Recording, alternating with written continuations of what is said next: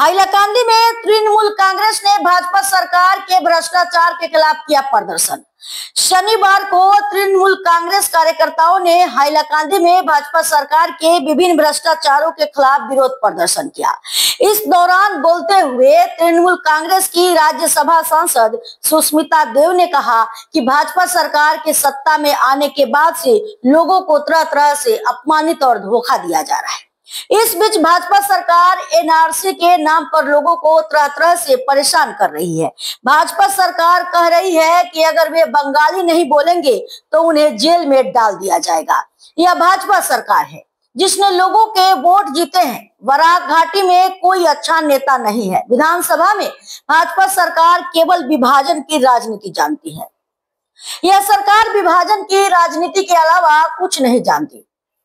सुष्मिता देव ने कहा कि तृणमूल कांग्रेस भाजपा सरकार से नहीं डरती। तृणमूल कांग्रेस लोगों की विभिन्न समस्याओं के समाधान के लिए भाजपा सरकार से लड़ेगी।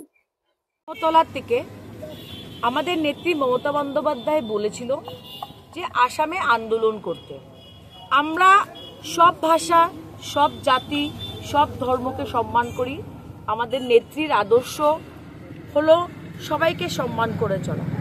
কিন্তু ভারতীয় জনতা পার্টি আসামে যে বিভাজনের রাজনীতি করছে সেটা নিয়ে আমরা আজকে আন্দোলন শুরু করেছি। কাছাড়েও হয়েছে, হাইলাকান্দিতে হয়েছে, আগামী দিনে করিমগঞ্জে হবে। আমরা এই আন্দোলনটা কেন করছি? বিজেপি বলেছিল জাতি মাটি ভেটি বলে ওরা 2021-এ পাওয়ারে আসলো। এর আগে ওরা 2017-তে বলেছিল সরাইঘাটের যুদ্ধ হবে।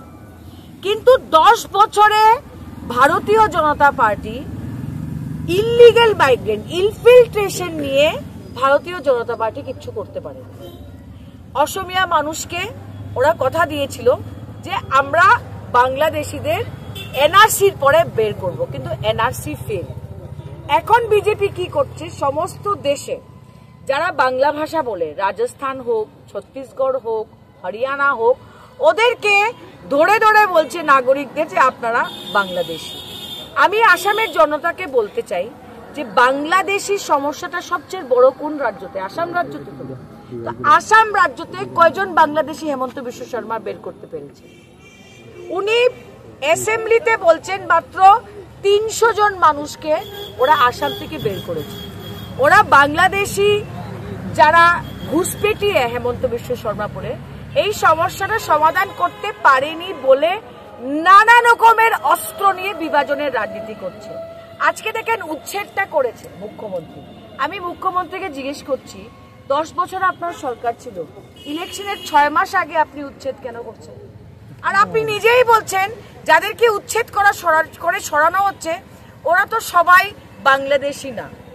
তারপরে ডিলিমিটেশনের পরে উনি বললেন যে অসমিয়া জাতি সুরক্ষিত হয়ে গেছে, ডিলিমিটেশনের পরে ডেমোগ্রাফি নিয়ে কোনো প্রবলেম নেই। বলেছিল কিনা? আজকে বলছে ডেমোগ্রাফি নিয়ে প্রবলেম হচ্ছে।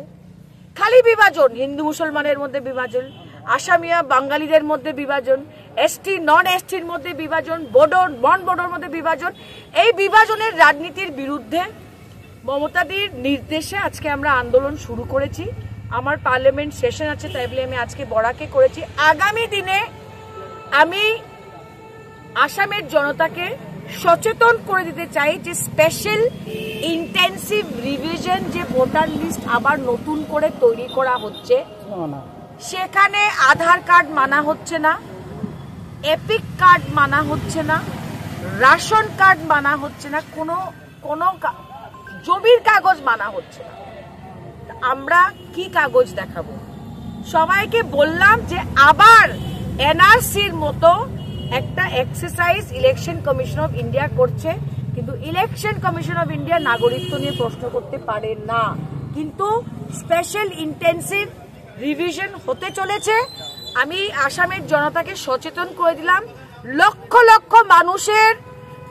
লক্ষ মানুষের নাম বাদ যাবে, যেটা বিহারে হয়েছে, কারণ ওরা কোনো কাগজ মানছে না। আর যারা বাঙালি বলেন, যারা বাংলা ভাষা বলেন, আপনাদের বেশি করে সতর্ক করে দিলাম, ভোটার লিস্টের রিভিউর পরে সবচেয়ে বেশি নির্যাতিত হবে বাঙালিরা। এটা সমস্ত দেশে হচ্ছে।